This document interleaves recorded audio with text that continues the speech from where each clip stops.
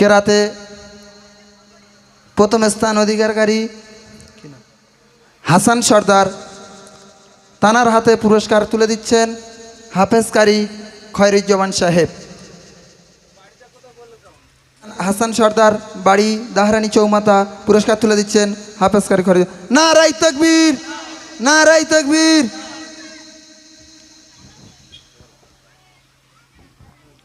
দ্বিতীয় স্থান অধিকার করেছেন মুজাহিদ হালদার, ওনার হাতে দ্বিতীয় পুরস্কার তুলে দিচ্ছেন আমাদের চাঁদরাত কমিটির অন্যতম কর্মকর্তা সদস্য নূর ইসলাম মোল্লা। এবং তৃতীয় স্থান অধিকার করেছেন শাহাবুর বৈদ্য, বাবলু লস্কর। তৃতীয় প্রতিযোগীর হাতে পুরস্কার প্রদান করছেন চাঁদরাত কমিটির অন্যতম সদস্য বাবলু লস্কর।